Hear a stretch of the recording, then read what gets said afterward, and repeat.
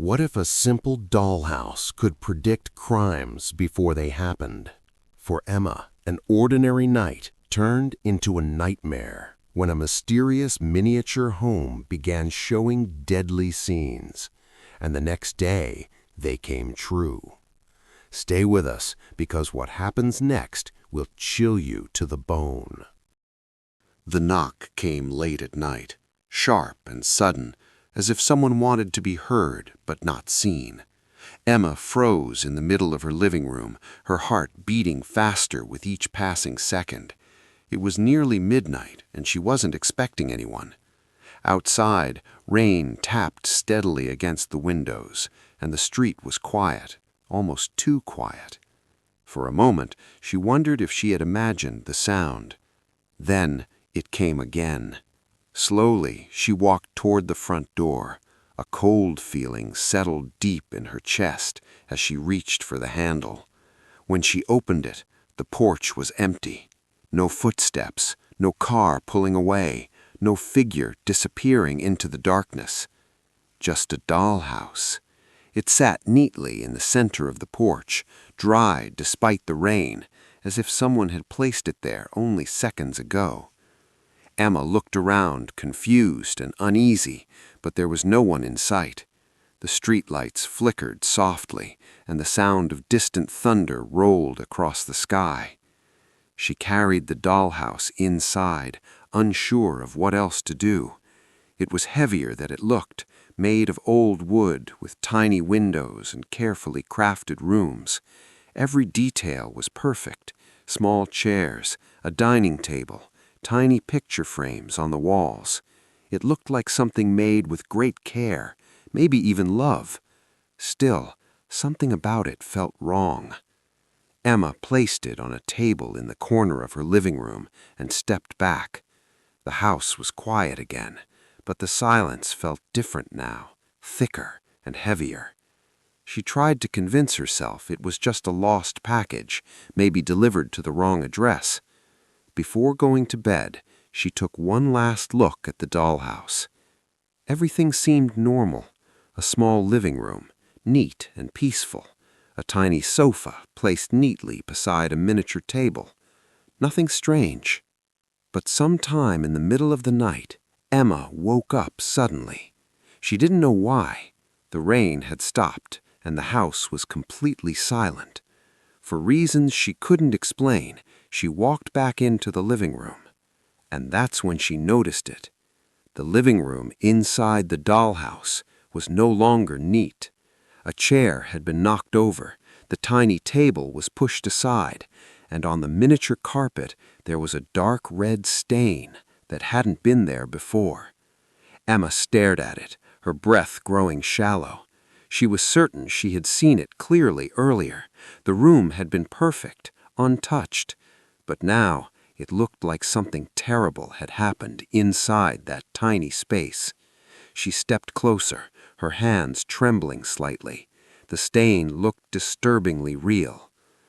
The next morning, while the memory still haunted her, Emma turned on the news. As the reporter began describing a murder that had happened just a few streets away, Emma felt the color drained from her face. The crime scene shown on the screen looked exactly like the room inside the dollhouse. Even the fallen chair was in the same place. Emma slowly turned her head toward the table behind her. If the dollhouse showed what had already happened, then why had it changed before she even knew about the crime? Emma couldn't sleep that night. Every time she closed her eyes, she saw the tiny red stain on the dollhouse carpet and the matching crime scene on the news. The thought kept circling in her mind, refusing to leave. It wasn't just a strange coincidence. It couldn't be. Just before midnight, she found herself standing in front of the dollhouse again, staring at it like it might move if she looked away. The rooms were quiet and still, frozen in place. For a moment, she felt foolish. Maybe stress was playing tricks on her. Maybe she had simply imagined the changes. Then she noticed something different. The bedroom upstairs had changed. Earlier that evening, the small bed had been neatly made. A tiny lamp stood beside it, and the room looked calm and peaceful. But now the blanket was twisted, half hanging off the bed. One of the tiny windows looked cracked, as if something had struck it from the outside.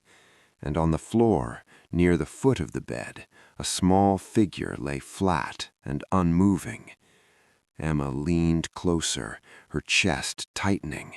The details were so clear, so carefully placed, that it felt less like a toy and more like a memory captured in time. A cold wave of fear washed over her. This time, she didn't wait. She grabbed her phone and took several pictures from different angles, her hands shaking slightly. She needed proof. She needed to know she wasn't losing her mind. The next morning, her heart was already racing before she even turned on the television. She stood in the kitchen, holding her breath as the news began. A breaking report filled the screen. A man had been found dead in his bedroom just a few streets away. The reporter described a broken window, signs of a struggle, and the victim discovered on the floor beside his bed. Emma felt the room spin around her. Every detail matched what she had seen in the dollhouse the night before. This wasn't a copy of a crime scene. It wasn't a reflection of something that had already happened. It was showing events before anyone even knew about them. The realization hit her slowly, like a heavy weight pressing down on her chest. She ran back to the living room and stared at the dollhouse again, almost afraid of what she might see next. From that night on, she began checking it constantly. Each evening, something new would appear. A different room disturbed, furniture moved, tiny signs of violence frozen in place. And each morning, another crime would be reported somewhere nearby. The pattern was impossible to ignore. But one question began to grow louder in her mind with every passing day. If the dollhouse was showing these scenes before they happened, then was it only watching, or was it trying to warn her about something far worse that was still to come? The answer was hidden in the past, buried under years of silence and forgotten records. Emma knew she couldn't keep facing the dollhouse alone. The fear had started to feel too real, too heavy to carry by herself. So she turned to the only person she trusted, Daniel. He worked at the local library and had always been good at finding things others couldn't. When she showed him the photos on her phone, he didn't laugh or brush it off. Instead, his face grew serious. Within hours, they were sitting in a quiet corner of the library, surrounded by old newspapers and dusty files. The building felt colder than usual, and every small sound seemed louder in the silence. Emma watched as Daniel carefully searched through records from years ago, turning pages slowly, reading every detail. At first, there was nothing. Then, Daniel suddenly stopped. He had found a name. Martha Lane. She had lived in Emma's house nearly 30 years earlier. According to the records, Martha was known in the neighborhood for building detailed dollhouses. People used to admire her work. Her models were famous for how real they looked, how every tiny object was placed with perfect care. But as Daniel kept reading, the story began to change. Martha wasn't just an artist. Several old newspaper articles mentioned her name in connection with strange events. There had been a series of crimes in the area back then, violent, unexplained, and never fully solved. Neighbors had told police that Martha often built miniature versions of homes where these incidents later took place. At the time, people thought it was just a strange hobby, something harmless. But after a while, the rumors began to grow. Some claimed she knew too much. Others believed she was somehow connected to what was happening. Yet there was never any real proof. And then, one day, Martha Lane simply disappeared. No note, no goodbye, no sign of where she went. Her case remained open for years, but her body was never found. Emma felt a chill run through her as she listened. The room suddenly felt too small, the air too heavy. The dollhouse in her living room was starting to make sense in a way that frightened her even more. That night, after returning home, she stood in front of it again, staring at every tiny detail. Now she looked at it differently, searching for something she might have missed before. And then she saw it. In the corner of one of the rooms stood a small figure she had never noticed. It was a woman. Unlike the other figures, she wasn't part of the scene. She wasn't sitting or lying down. She was standing still, facing forward, as if she were watching everything happen. Emma leaned in closer, her breath catching in her throat. The tiny figure looked old, with a long dress and dark hair. And for the first time, Emma had a terrifying thought. Was this Martha? Emma couldn't sleep that night. The image of the small, standing figure in the dollhouse haunted her. Every time she closed her eyes, she imagined it moving silently from room to room, watching, waiting. She had begun to notice that this figure appeared near the scenes of each tiny crime, always observing, never participating. But why? And what did it want from her? As the clock struck midnight, Emma found herself drawn to the living room again, unable to resist the pull of the dollhouse. The air felt heavier than usual, thick with tension, as if the house itself was holding its breath. She approached cautiously, her heart hammering, and saw that one of the rooms had changed once more. It was the living room, her real living room, or at least a perfect miniature version of it. The sofa, the coffee table, the lamp by the corner, everything was exactly as it was in her home. Her hands trembled as she leaned closer, and then she saw it. On the tiny floor, a small figure lay flat, unmoving. The scene was unmistakable, and her stomach dropped. It mirrored her own life. Her gaze snapped to the standing figure. The tiny woman had shifted position. She now pointed toward one of the miniature windows, a small, deliberate gesture that seemed to command Emma's attention. The dollhouse seemed alive, the warning unmistakable. Emma's pulse raced as she looked at her own window. It was slightly open. She was certain she had locked it earlier. Her breath caught in her throat. Someone had been here, or was still outside. The dollhouse had shown her this before it even happened, just as it had with the other crimes. Panic surged through her. Every instinct screamed at her to run, but she couldn't tear her eyes away from the tiny warning. She stepped closer to the real window, her fingers brushing the cool frame, her mind reeling. The sensation was chilling, like she was standing on the edge of something she couldn't yet understand. Emma realized, with a sudden, gut-wrenching clarity, that the dollhouse was no longer a distant observer. It was communicating with her, guiding her, trying to protect her. And yet, the deeper truth was terrifying. If it had predicted these crimes before, what was it trying to prevent tonight? Her hands shook as she glanced back at the miniature figure.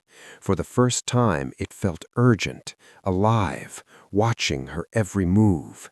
And then, just as she reached toward the window, she heard it, a soft, deliberate tap on the glass coming from the outside.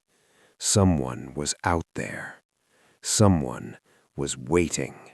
The sound of sirens shattered the night air, cutting through the tension that had wrapped Emma's home like a thick, suffocating blanket. Her hands shook as she opened the door to let the police inside. Outside, a man crouched near the window, his movements slow but deliberate, and every instinct screamed at her that he had been watching, waiting for her to make a mistake. The officers moved quickly, surrounding him, flashlights cutting swaths of light through the darkness. The man tried to flee, but he didn't get far. Within minutes, he was in handcuffs, staring at Emma with a mixture of fear and fury. His presence had been predicted by the dollhouse, and yet nothing in the world could have prepared her for the realization that it had been right. During questioning, the truth unfolded like a dark story she could hardly believe. The man was the son of Martha Lane, the woman who had lived in Emma's house decades before. He had believed that his mother had been killed mysteriously and had spent years hunting for answers, convinced that the current occupants of the house might know her fate. He had been watching Emma for weeks, planning to break in, certain that she held the secret to her mother's disappearance. But the reality was far stranger, far more chilling. Martha Lane had never been murdered. She had taken her own life inside the very house Emma now occupied, hidden away in the attic where no one could find her. The dollhouse, it seemed, was more than a mere toy. It was her final warning, her way of communicating with the living.